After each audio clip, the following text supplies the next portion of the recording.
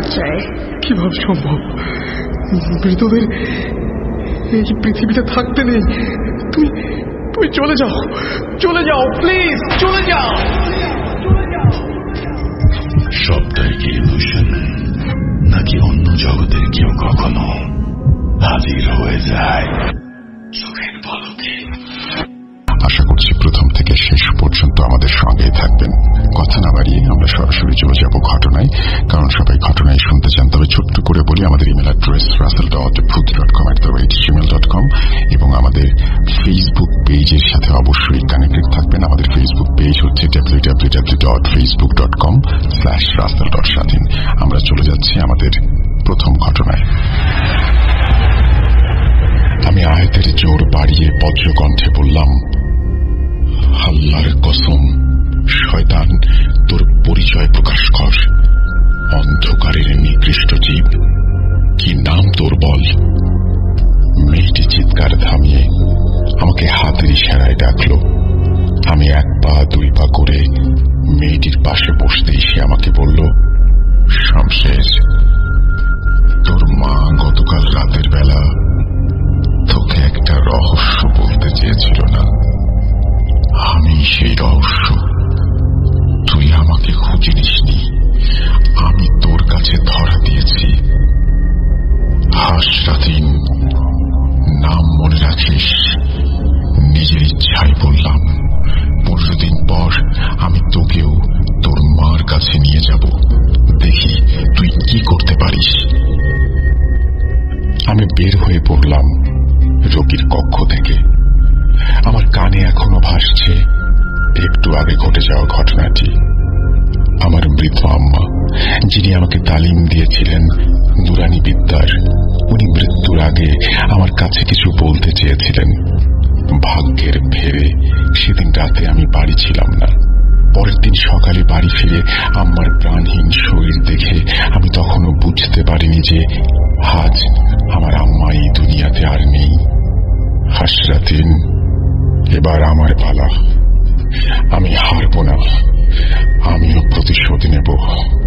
আমিও আমার বাহিনী নিয়ে আসবো এবার। আমার মৃত্যু হবেই আমি জানি। যে রোগের দানা আমার ভেতরে বাসা বেঁধেছে সেটা তো তোরই কর্ম। আমি যাব, কিন্তু তোকে নিয়ে যাব ইনশাআল্লাহ।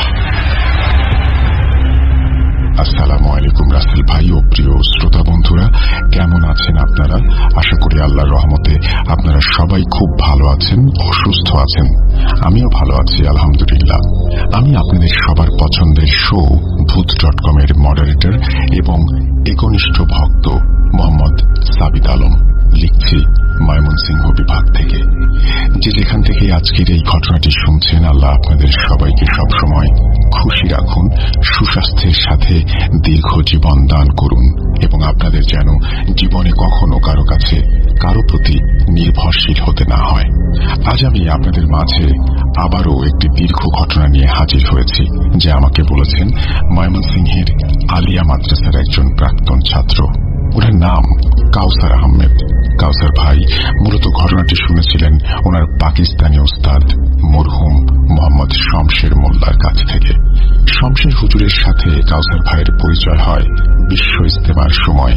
প্রায় 2টা বছর ওনাদের যোগাযোগ চলমান অবস্থায় থাকার পর এক পর্যায়ে কাউসার ভাই ওনাকে ফোনে আর কখনো খুঁজে পায়নি। 2006 সালের ইজতেমায় শমশের হুজুরের কাফেলার সাথে কাউসার ভাইয়ের দেখা হলে উনি জানতে পারেন যে 5-6 মাস আগে শমশের হুজুর ফজরের আজানের আগে মাদ্রাসার ছাদ থেকে পড়ে মৃত্যুবরণ করেছেন।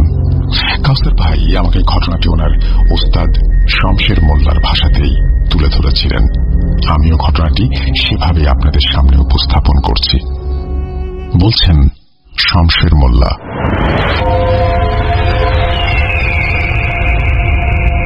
আমি শমশের মোল্লা, পেশায় একজন মাদ্রাসার শিক্ষক। মাদ্রাসার শিক্ষকতার পাশাপাশি আমি একজন নুরানি চিকিৎসক, যাকে আপনাদের ভাষায় কবিরাজ বলা হয়। আমার নুরানি চিকিৎসার তালিম আমি পেয়েছিলাম আমার আম্মা মুসাম্মদ আয়েশা বিনতে খালিদের কাছ থেকে। ছোটবেলা থেকেই আমার আম্মাকে দেখতাম মানুষের উপকার করতে, যার বিনিময়ে উনি টাকা পয়সা না নিয়ে চাল ডাল ও শাকসবজি নিয়ে থাকতেন। আমার আব্বা আল্লাহর ডাকে ওনার দরবারে সাড়া দিয়েছিলেন যখন আমার বয়স 3 বছর। আব্বা কি কেমন হয় আমি জানতাম না। আমার আম্মা একজন কোরআনে হাফেজাও ছিলেন, আলহামদুলিল্লাহ। আমার বয়স যখন 13 বছর, তখন একদিন আমার আম্মা আমার কাছে একটা কথা বললেন, শমশের বাবা, তোরে আমি কিছু শিখাইতে চাই রে। মনে কর এইটা তোর মায়ের একটা অনুরোধ। আমি যেই পথে চলতেছি বাবা, সেই পথে মানুষের অনেক দোয়া পাবি তুই। তোরে তৈরি করতে পারলে আমি শান্তিতে মরতে পারুম বাপ। আমি মুখে আমার আম্মার কথার কোনো উত্তর না দিয়ে হ্যাঁ বোধক মাথা নাড়ি। এই নুরানি তালিম যে আমি নিতে চাইনি এমন না, আমি অনেক আগে থেকেই ভেবে রেখেছিলাম যে আমি এই তালিম অবশ্যই নেব এবং মানুষের উপকার করব। কিন্তু আমি এটা জানতাম না যে আমার আম্মা আমাকে কেন এই বিদ্যার তালিম দিতে চেয়েছিলেন। কারণ ছিল আমার নিজের জীবন বাঁচানোর জন্য। কি এমন আছে বা ছিল যা আমার জীবনের পেছনে পড়েছিল? কি এমন শক্তি যার সম্পর্কে আমি সেদিনের আগে কিছুই জানতাম না? সেসব কথায় না হয় পরে যাই। আমার আম্মার কাছে আমার তালিম শুরু হলো। আমার আম্মু শুরুতে আমাকে ছোটখাটো কিছু দোয়া শিখিয়ে দিতেন, আর প্রতিটা দোয়ার ওপর আলাদা আলাদা আমলের মাসালা দিয়ে আমাকে তালিম দিতেন। আস্তে আস্তে বড় বড় আমল আর কাজ শেখা শুরু হয় আমার। আমার মনে আছে আজও, সেদিন সন্ধ্যায় আমার আম্মা আমার কাছে এসে বললেন, শমশের, তুই যে এতদিন তালিম নিলি, আজ তার একটা পরীক্ষা দিবি। কোনো প্রশ্ন করবি না, আমি যা বলবো শুধু তাই করবি। এই পরীক্ষায় আমাকে বুঝিয়ে দেবে যে তুই পারবি কিনা। বল, রাজি? আমি আম্মাকে জানাই যে হ্যাঁ, আমি রাজি। সেদিন রাতে আম্মা আমাকে নিয়ে বাসা থেকে বের হয়ে পড়লেন।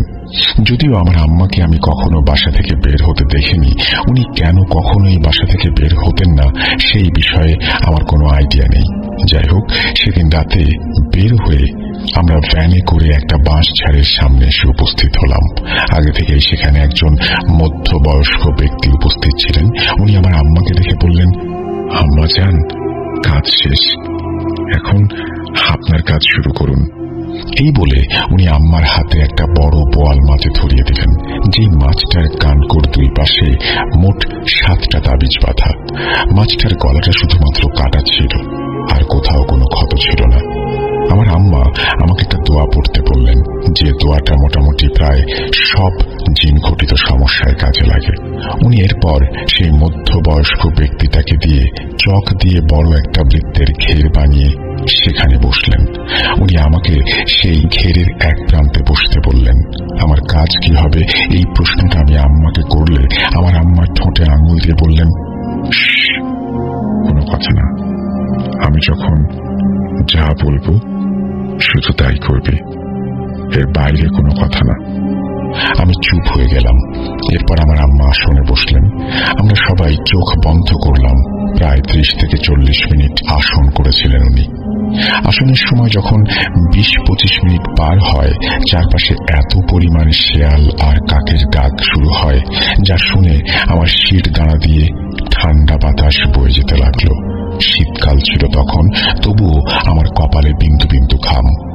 কাজ শেখাটা আসলেই বড় কিছু না, কাজ করাটা যে কঠিন সেটাই আমি যেন আজ অক্ষরে অক্ষরে উপলব্ধি করতে পারছিলাম। হঠাৎ আমার আম্মা ধমকের সুরে চুপ বলে উঠলেন। উনি চুপ বলার সাথে সাথে আশেপাশের সব আওয়াজ যেন থেমে গেল। একেবারে শুনশান নীরবতা। আম্মা আমার হাতে বোয়াল মাছটা দিয়ে বললেন, বাবা, এখন তোর পরীক্ষা। এই মাছটা নিয়ে সামনের দিকে হাঁটতে থাক। বাঁশঝাড়ের শেষের 3 রাস্তার মোড়ে এই মাছটা রাখবি। এরপর অপেক্ষা করবি। কিছুক্ষণ পর দেখবি একটা পাখি আসবে। ও বিচার করবে তুই তৈরি কিনা বা তুই পারবি কিনা। সে তোর কাছ থেকে যদি মাছ নেয় তবে তোকে সে কিছু উপহার দেবে, আর যদি মাছ না নেয় তবে সেখানেই সে তোকে মেরে ফেলবে। তোর কোনো অপশন নেই। আমার আম্মুর মুখে এরকম কথা শুনে আমার গলা শুকিয়ে যেন কাঠ হয়ে গেল। আমি একান্তে ভাবতে লাগলাম যে আম্মা বলেন কি এসব? নিজের ছেলেকে কেউ এভাবে মৃত্যুর মুখে ঠেলে দেয়? তবুও আম্মার এই কাজের পেছনে অবশ্যই বড় কোনো কারণ আছে ভেবে আমি আম্মার সিদ্ধান্তকে সম্মান জানালাম। হঠাৎ আমার মাথায় একটা বিষয় আঘাত করল। আম্মা আসন করার সময় ওনার সাথে সেই মধ্যবয়স্ক ব্যক্তিটি আম্মার বানানো বৃত্তের ভেতরেই ছিলেন, কিন্তু আমি চোখ খোলার পর সেই ব্যক্তিকে আর দেখতে পেলাম না। যেহেতু আমার প্রশ্ন করা বারণ ছিল, সেহেতু আমি আম্মাকে কিছুই জিজ্ঞেস করিনি। আম্মার কথা মতো আমি সেই লম্বা বাঁশঝাড়ের লম্বা পথ ধরে হাঁটতে লাগলাম। আমি খেয়াল করলাম আমার মাথার উপর দিয়ে একটা কাক আমাকে অনুসরণ করছে। আমি পাত্তা দিলাম না। প্রায় 10 মিনিট হাঁটার পর আমি বাঁশঝাড়ের রাস্তার মোড়ে এসে পৌঁছালাম। মোড়ের একেবারে মাঝ বরাবর বসে আমি আম্মার শিখিয়ে দেয়া দোয়াটা আওড়াতে লাগলাম। 2-3 মিনিট পরেই বাঁশঝাড়ের ওপর থেকে দমকা বাতাসের গর্জন ভেসে আসতে লাগলো।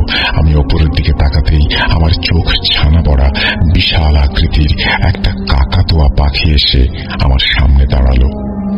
পাখিটা এত বিশাল ছিল যে আমাকে যেন সে এক থাবাতে বা এক ঠোকরে মেরে ফেলার ক্ষমতা রাখে। আমি তবুও ভয়কে পাত্তা না দিয়ে পাখিটির চোখে চোখ রাখলাম। 2-3 মিনিট পাখিটি আমার চারপাশে ঘুরতে থাকলো। কিছুক্ষণ পর দেখলাম আমার মাথার উপরের কাকটা এসে পাখিটার এক পাশে দাঁড়িয়ে গেল। এরপর কাকাতুয়া পাখিটি আমার সামনে এসে বসে পড়ল। সে আমার হাতে থাকা মাছটার দিকে তাকিয়ে রইল।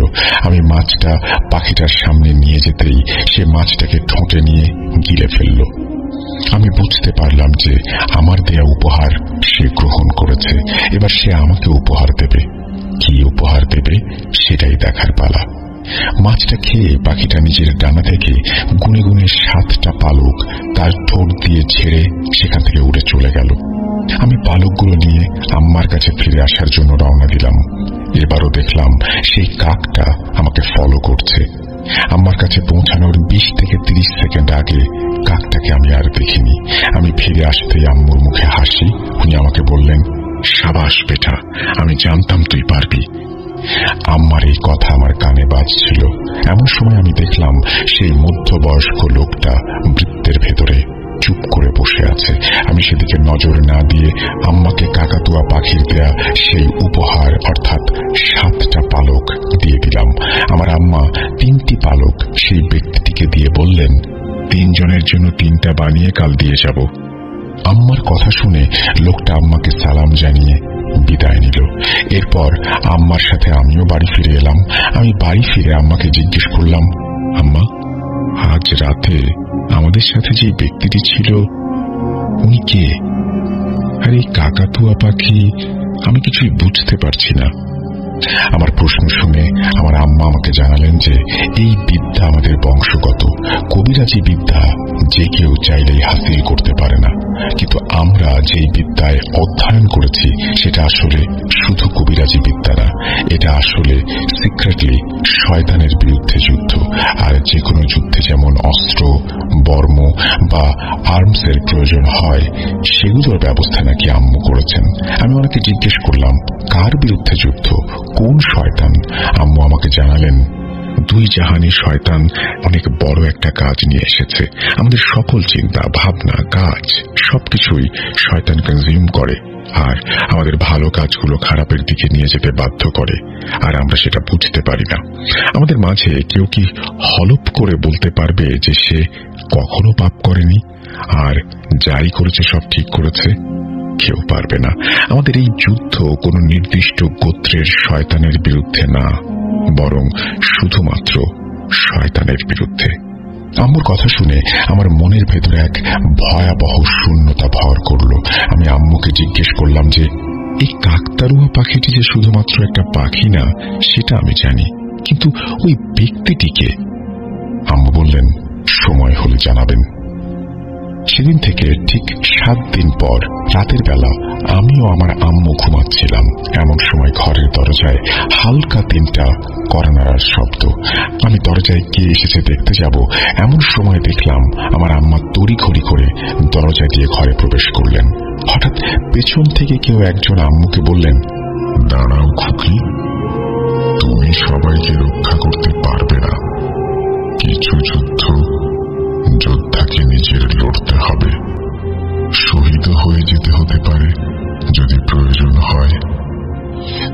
নিজেকে নিয়ে ভাবো খুকি, আল্লাহ বাকিদের সহায় হবেন। আমিন। আমার আম্মু কিছু না বলে ঘরের ভেতর চলে গেলেন। আমি আম্মুর ঘরের দিকে দরজায় কড়া নাড়তেই দেখলাম আম্মু নিজেকে সামলে নিচ্ছেন, চোখের পানি মুছছেন। আমাকে দেখে উনি বললেন, বেটা, আমি চেয়েছিলাম সবাইকে রক্ষা করতে, হয়তো পারবো না, কুদরতের হয়তো এটাই মর্জি। আমি আমার আম্মাকে অনেকবার প্রশ্ন করেছি এই কথার মানে কি বুঝিয়ে বলুন, কিন্তু উনি আমাকে কিছুই বলতেন না। উনি শুধু একটা কথাই বলতেন যে তুমি যুদ্ধ বেছে নিতে পারবে না, যুদ্ধ তোমাকে খুঁজে নেবে। যখন নেবে তখন দুর্বল হয়েও না, সামনে যেই থাকুক তোমাকে লড়তে হবে। আম্মাকে আমি এরপর আর কিছুই বলতাম না। এভাবে আমার দিনগুলো কাটতে লাগলো। আমি শিখতে থাকলাম। অবশেষে যখন আমার বয়স 26 বছর হলো, তখন আম্মা আমাকে নিজের পছন্দে এক মহতারমার সাথে বিবাহ দিলেন। আমার স্ত্রীর নাম ছিল ফাতিমা। বিবাহের পর আমার বিদ্যার অধ্যয়নে আমি সময় কম দিতে থাকলাম। আস্তে আস্তে আসলে সময় পেতাম না। আমরা নুরানি বিদ্যায় অধ্যয়নরত থাকলেও আমাদের মূল কাজ ছিল কৃষিকাজ। সন্ধ্যেবেলা বাড়ি ফিরে আম্মার সেবা যত্ন করে স্ত্রীর সাথে সাংসারিক নানান কথায় কথায় আমার সময় আর থাকতো না। এর মাঝে নানান সময়ে নানান জায়গা থেকে রোগী আসতো, কখনো কালো জাদুর রোগী, কখনো নজর বা আশেক জিনের সমস্যা। আমি তোমাকে আমার সেসব কর্মের বর্ণনা দেব না, কারণ আজ আমি তোমাকে আমার জীবনী শোনাচ্ছি। তবে যেসব কাজ আমি করেছি তার মাঝে কিছু কিছু কাজ আমাকে যেন আমার চরম কঠিন মুহূর্তের দিকে নিয়ে যাচ্ছিল। সেসব কথা থাক। তখন আমার বয়স 35। আমার আম্মা একেবারে বৃদ্ধ হয়ে গেছেন। আমার ঘরে আল্লাহর রহমতে একটা মেয়ে সন্তান এসেছে, কিন্তু এর জন্য আমাকে একটা মূল্য দিতে হয়েছে, আমার ফাতেমা। জন্মদান সংক্রান্ত জটিলতায় আমার মেয়ে রহিমাকে জন্ম দেওয়ার সময় আমার ফাতেমা আল্লাহর ডাকে সাড়া দিয়ে চলে গেছে। মেয়েটার বয়স 7 বছর। আমার আম্মা আমাকে বলতেন আমি যেন আরো একটা বিয়ে করি, কিন্তু আমার মন কখনো আমাকে সায় দিত না, তাই আমি বিয়ের কথা আর ভাবতে পারিনি কখনো। এবার আসি মূল ঘটনায়। সেদিন বিকেলে আমি জমিতে হঠাৎ দেখলাম দূর থেকে আমার মেয়েটা দৌড়ে এসে আমাকে ডাকছে। আমি ওকে শান্ত করে আমার পাশে বসাতে এসে বলল, আব্বা, খান সাহেব এসেছেন, ওনার বাসায় নাকি কি সমস্যা, আপনাকে খুঁজছেন। খান সাহেব হলেন আমাদের গ্রাম প্রধান আব্দুল্লাহ ইবনে খান। ওনাকে সম্মান করে আমরা খান সাহেব বলেই ডাকতাম।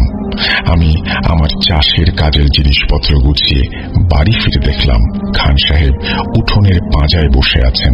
আমাকে দেখে উনি বললেন, শমশের, তোমাকে যে আমার বাড়িতে যেতে হবে। তোমার বোন অর্থাৎ আমার মেয়ে বাড়ির পেছনের সুপারি গাছের উপর উঠে বসে আছে, সবাইকে গালাগাল করছে, বোঝার কথা বলছে। আমি ওনাকে জিজ্ঞেস করলাম কবে থেকে এমন সমস্যা। উনি বললেন প্রায় 2 মাস। আমি ওনার সাথে ওনাদের বাড়িতে উপস্থিত হলাম। আমার কাজ করার তরিকা ছিল জিনের মাধ্যমে, যাদের আমি পেয়েছিলাম আমার মরহুম আব্বার কাছ থেকে। কিভাবে পেয়েছিলাম সেসব আরেক কথা, অন্যদিন বলা যাবে। আপাতত আজকের ঘটনাটি বলি। আমি ওনাদের বাড়িতে ঢোকার সাথে সাথেই আমার সহচর জিনের মাধ্যমে জানতে পারি যে খান সাহেবের সম্মানহানি করতেই নাকি ওনার প্রতিপক্ষ খান সাহেবের মেয়ের ওপর কালো জাদু করেছে। আমি আমার নুরানি বিদ্যা কাজে লাগানো শুরু করি। আস্তে আস্তে বাড়িটার 3টা স্থান আমি খনন করি। কোথায় কি পেয়েছিলাম ধাপে ধাপে বলছি। স্থান 1, কলপাড়। কলপাড়ের কল উপরে যখন সেই জায়গাটা খনন করা হয় তখন সেখানে একটা লাল কাপড় পাওয়া যায়।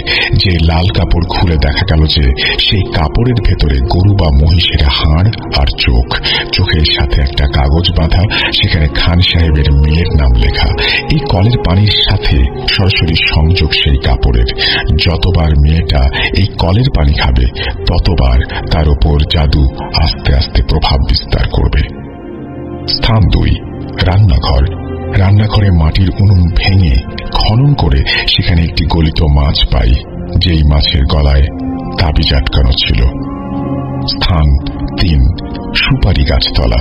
সুপারি গাছের নিচের গর্তে 3টা পুতুল পাওয়া যায়, যেগুলোর একটির গায়ে খান সাহেবের মেয়ের নাম, একটার গায়ে ওনার নিজের নাম, আর একটার গায়ে ওনার স্ত্রীর নাম লেখা ছিল, অর্থাৎ বান।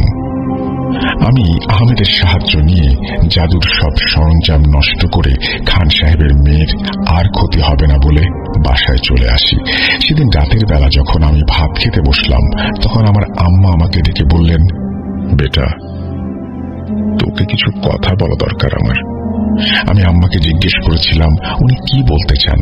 এমন সময়ে আমার শ্যালকের গলার আওয়াজ ভেসে আসছিল।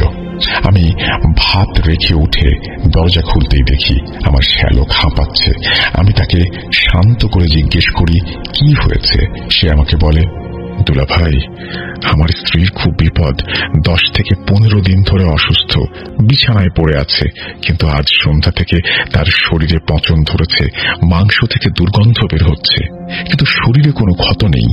সন্ধ্যাবেলা সে আমাকে আর আমার বাচ্চাটিকে বটি দিয়ে মারতে আসছিল।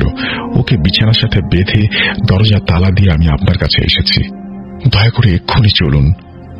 আমি আমার শ্যালকের কথা শুনে জিনিসপত্র নিয়ে রওনা হতে যাব, এমন সময় আমার আম্মা আমার সামনে এসে চোখে পানি নিয়ে বললেন, শমশের বেটা, সাবধানে যাস, আর নিজের বিদ্যা আল্লাহর নূর দিয়ে রক্ষা করিস। এই বলে আমার আম্মা নিজের গলা থেকে একটা তাবিজ খুলে আমার গলায় পরিয়ে দিলেন আর বললেন, এটা কখনো খুলবি না, আমার ভুলের খেসারত যেন তোকে দিতে না হয়। আমার কথার আগামাথা আমি কিছুই বুঝতে পারলাম না, কিন্তু ওনাকে আমি কিছু জিজ্ঞেস করব এমন সময় আমার হাতে ছিল না। আমি আমার শ্যালকের সাথে বের হয়ে পড়লাম তার স্ত্রীকে দেখার জন্য।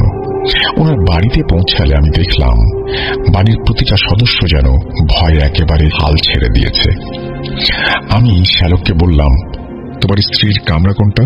আমাকে নিয়ে চলো। সে আমাকে ঘরের ভেতর নিয়ে যাচ্ছিল। এমন সময় একটা দরজার ভেতর থেকে বাজে দুর্গন্ধ এসে আমার নাকে লাগে। সেই দরজার ভেতর থেকে পুরুষালী কণ্ঠে কেউ বলছিল, এসে গেছিস কবিরাজ, কাকে বাঁচাবি, একে নাকি ওকে?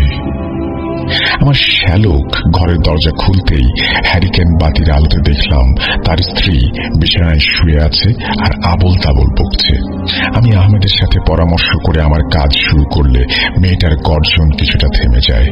আমি একটু থামতেই হঠাৎ মেয়েটার মুখ থেকে প্রচন্ড রকমের বাজে দুর্গন্ধ বেরিয়ে আসে।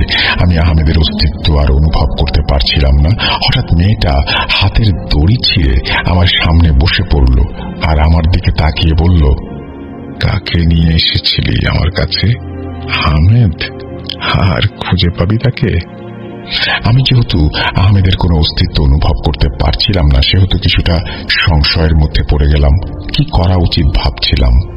আমি মেয়েটার ঘর বন্ধ করে আমার শ্যালককে বললাম, দেখ ভাই, আমার মনে হয় এই শয়তান খুবই শক্তিশালী। আমি যাকে এনেছিলাম আমার সাথে তাকে আমি অনুভব করতে পারছি না। আর 2 দিন পর আসবো আম্মার সাথে পরামর্শ করে। এই বলে আমি সেদিনের মতো একদম ফাঁকা মাথায় বাড়ি ফিরি। সকালবেলা বাড়ি ফিরে এসে আমার জীবন যেন আরো ধোঁয়াশা হয়ে গেল। আমি আমার মেয়েটাকে দেখছিলাম, সে তার দাদির কাছে বসে বসে কাঁদছে। আমি দৌড়ে ঘরে গিয়ে দেখি আমার আম্মা আর এই দুনিয়াতে নেই। ওনার গলার ঠিক মাছ বরাবর একটা সুইয়ের মতো ছোট গর্ত হয়ে রক্ত পড়ছিল, আর সুইটা যেন গলা দিয়ে ঢুকে ঘাড়ের পেছন দিয়ে বের হয়ে গেছে। শোকের ছায়া নেমে এলো আমার জীবনে। বুঝতে পারলাম না কিভাবে আমার আম্মা এভাবে আমাকে ছেড়ে চলে গেলেন। পরদিন বাদ জুম্মা আম্মাকে কবরস্থ করে আমি বাড়ির উঠোনে বসেছিলাম। এমন সময়ে আমার শ্যালক পাশে এসে বলল, দুলা ভাই, আমি জানি এটা সঠিক সময় না, কিন্তু আমার ছেলেটাকে এতিম দেখতে পারবো না এই বয়সে আমি, তাই নির্লজ্জের মতো আপনার সাহায্য চাইছি। আমি চোখ মুছে একটু হেসে বললাম, চিন্তা করো না ভাই, আজই যাব, রহিমাকে নিয়ে যাব। ওকে তো আর একা রেখে যাওয়া যাবে না। সমস্যা আছে কোনো? আমার শ্যালক খুশি মনে আমাকে জড়িয়ে ধরে বললেন, রহিমা আমারই মেয়ে, আমি দেখে শুনে রাখবো, আপনি চলেন দুলা ভাই। আমি সেদিন বিকেলের সময় আমার শ্যালকের বাড়িতে গিয়ে উপস্থিত হই। আমি আহমেদকেও আমার কাছে পাচ্ছিলাম না। আমার সব থেকে প্রিয় সহচর, আমার বাবার তরফ থেকে পাওয়া সর্বশ্রেষ্ঠ উপহার। এক শোকে আমার যেন দুই শোক, এক আমার আম্মা আর দুই আমার প্রিয় সহচর আহমদ। আমি আমার শ্যালক ও তার স্ত্রীর ভাইকে সেদিন বাড়িতে রেখে আমার মেয়ে আর শ্যালকের মেয়ে সহ সবাইকে অন্যত্র থাকার জন্য পাঠিয়ে দেই। আমার শ্যালকের ঘরে প্রবেশ করার আগেই আবারও ঘরের ভেতর থেকে সেই পুরুষালী কণ্ঠ অর্থাৎ অট্টহাসি ভেসে আসে। আমি ভয়ও পেলাম না, পিছুও হটলাম না। আমি আমার শ্যালককে বললাম, শোনো ভাই, ভেতরে যাই হবে, যাই দেখো, তোমরা কোনো প্রকার রিয়্যাক্ট করবে না, উত্তেজিত হবে না, ওর সাথে কোনো কথা বলবে না। ও এখন তোমার স্ত্রী নয়, কোনো প্রকার মায়া কান্নায় ভুলবে না। আমার শ্যালক সহ ওনার স্ত্রীর ভাই হ্যাঁ বোধক মাথা নাড়লেন। আমি সর্বপ্রথম ভেতরে প্রবেশ করলাম। আমি আমার আম্মার দেয়া পুরাতন নুরানি জাদুবিদ্যার কিতাব বের করে আমার জানা কঠিনতম আয়াত পড়তে শুরু করলাম। মেয়েটা নিজের হাত হাঁটুর উপরে দিয়ে রাজরানীর মতন করে বসে আমাকে বলল, করে নে, যত পারিস করে নে চেষ্টা। আমি দেখতে চাই তুই কতটুকু পারদর্শী হয়েছিস। আমি এরপর আমার হাতে থাকা গামছা দিয়ে মেয়েটার মুখ বেঁধে বললাম, একদম চুপ। এরপর আমি আমার আয়াত পড়া বাড়িয়ে দিলাম। মেয়েটা কিছুটা কষ্ট পেতে লাগলো। আমি সরিষার তেল পুড়িয়ে ওর কনিষ্ঠতম আঙুল চেপে ধরলাম। সে আমাকে একটা ঝাড়া দিয়ে ফেলে দিল।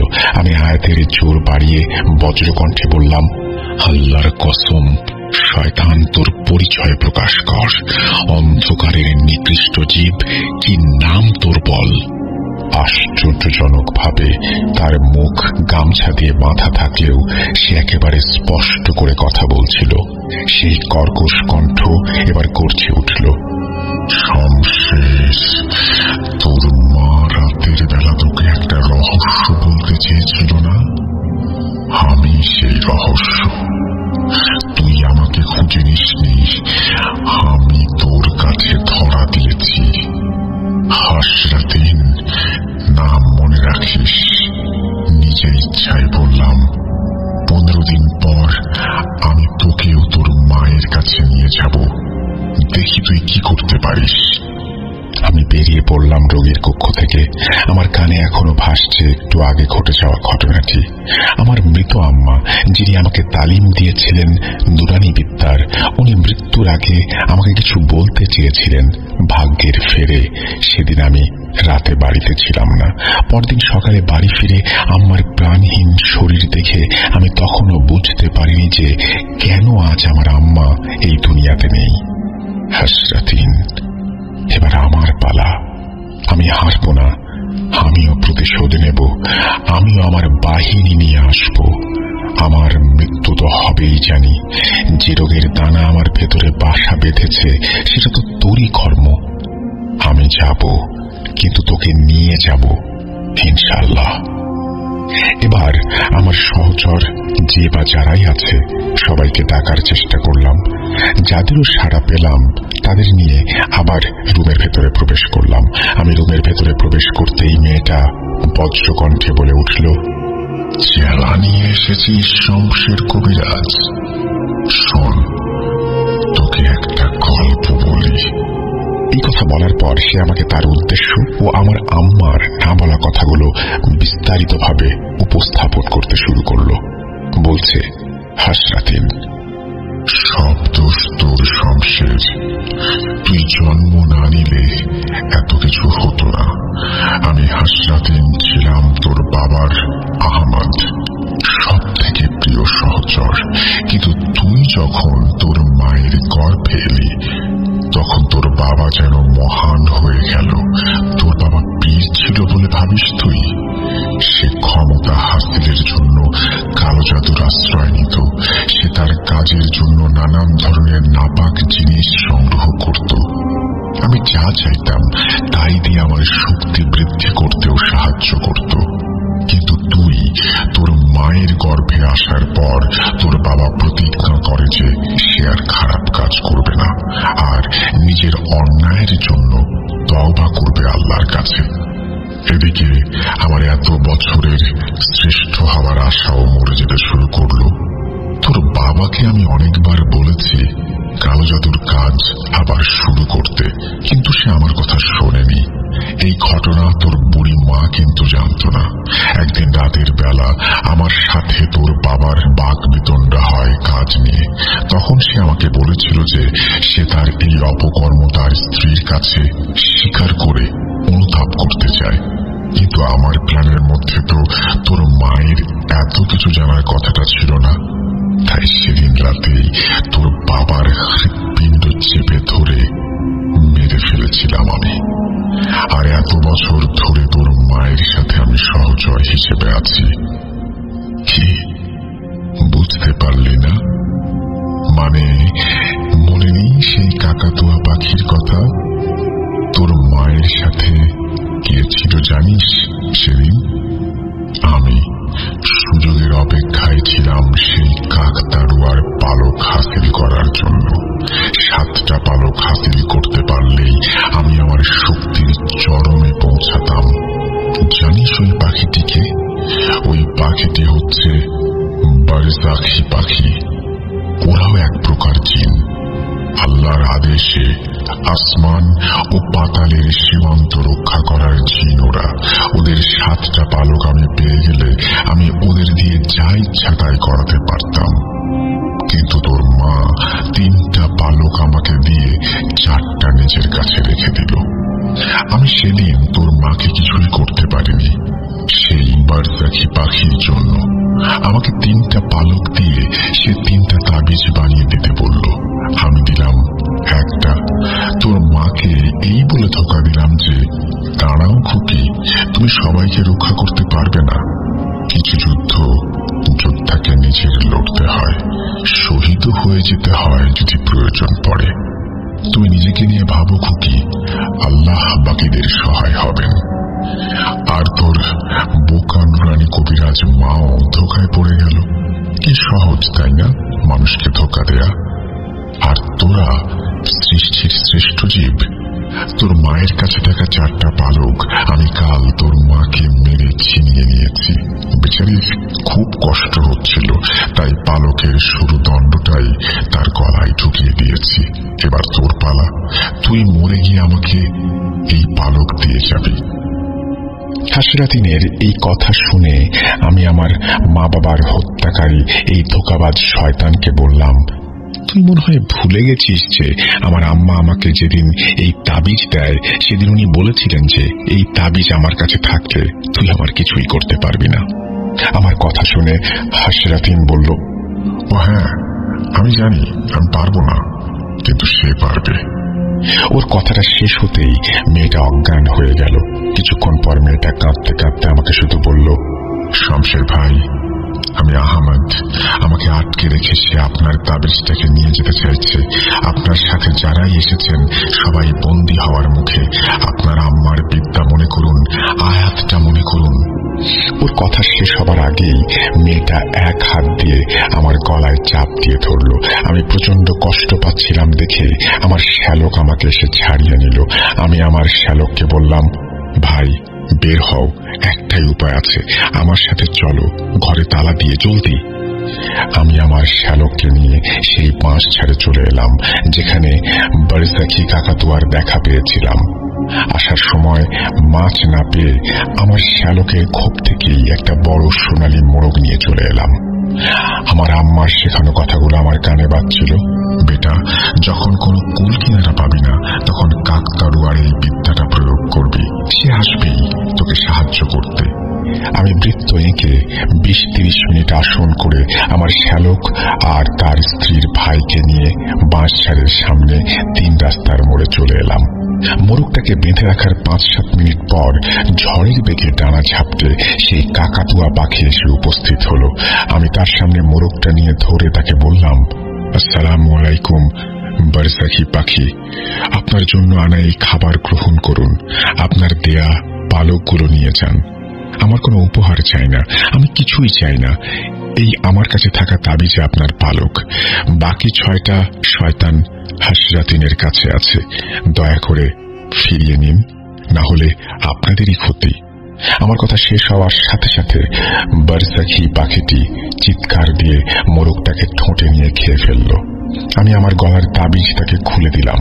সাথে সাথে সে তাবিজটা ঠোঁটে নিয়ে কামড় দিয়ে ভেঙে ফেলল আর পালকটা বের করে ঠোঁট দিয়ে নিজের পাখায় রেখে দিল। এরপর প্রচন্ড ক্রোধে সে সেখান থেকে চলে গেল। কাজ শেষ করে যখন আমরা আমার শ্যালকের বাড়িতে পৌঁছালাম, তখন দেখলাম যে সম্পূর্ণ বাসাটা যেন এক প্রলয়ঙ্কারী ঝড়ের রোশনালে পড়ে ওলট পালট হয়ে গেছে। আমার শ্যালকের স্ত্রী মেঝেতে বেহুশ হয়ে পড়েছিল। তার হাতের শিকল খুলে আমরা তাকে পানি খাইয়ে জ্ঞান ফেরালাম। সে একেবারে স্বাভাবিক, আলহামদুলিল্লাহ। মেয়েটা জ্ঞান ফিরতে আমাকে বলল, ভাইজান, হাসরাতিন আপনার পেছন ছাড়বে না, ও বদলা নেবে, সাবধানে থাকবেন। এই বলে সে আমার হাতে একটা তাবিজ ধরিয়ে দিল, সেই তাবিজ যা আমি সেই বারজাখি পাখির কাছে ফিরিয়ে দিয়েছিলাম। আমি এরপর থেকে একা বসবাস করি, দেশ থেকে দেশান্তরে ঘুরে বেড়াই, যেন আমার মেয়ের কোনো ক্ষতি না হয়। আমার মেয়ে আজও তার মামার কাছে বড় হচ্ছে। সেদিনের পর থেকে আজ অবধি একটা দিন যায়নি যেখানে আমি হাসরাতিনের অস্তিত্ব অনুভব করিনি। হয়তো এই তাবিজ না থাকলে আমি অনেক আগেই মৃত্যুবরণ করতাম। এই বলে শমশের হুজুর তার কাহিনী শেষ করেন। আমি ওনাকে এরপর হুজুরের মৃত্যুর রহস্য জিজ্ঞাসা করলে উনি বলেন, ওনার কাফেলার একজন সদস্য বলেছিলেন যে হুজুর নাকি ওনার শেষ কাজ করার আগে নিজ গ্রামে গিয়ে ওনার মেয়েকে সেই তাবিজটা দিয়ে এসেছিলেন। হয়তো কোনো বড় বিপদ হয়েছিল। কি বিপদ হয়েছিল বলে মনে হয় আপনাদের? এই রহস্য আদৌ জানতে পারবো কিনা জানি না। প্রিয় শ্রোতা বন্ধুরা, এই ছিল আপনাদের জন্য কালেক্ট করা আমার আজকের ঘটনা। যদি ভালো লেগে থাকে তবে আমি কৃতজ্ঞ থাকব, আর যদি ভালো না লাগে তবে আমি আপনাদের নিকট ক্ষমা প্রার্থী। আবারও নতুন কোনো সপ্তাহে ফিরে আসার ইচ্ছা জ্ঞাপন করে আমি সাবিত আলম আজ বিদায় নিচ্ছি। আল্লাহ হাফেজ। এই বলে সাবিত আলম তার ঘটনা শেষ করেছেন। এই ঘটনাটি আপনাদের কেমন লাগলো সেটা আমাদেরকে অবশ্যই জানাবেন। যদি ভালো লাগে তাহলে আমরাও খুব খুশি হব, আর যদি ভালো না লাগে সেটাও কমেন্ট সেকশনে জানিয়ে দেবেন। চেষ্টা করব আপনাদের পছন্দ মতন ঘটনা খুঁজে বের করতে। তবে ঘটনাটি ইন্টারেস্টিং।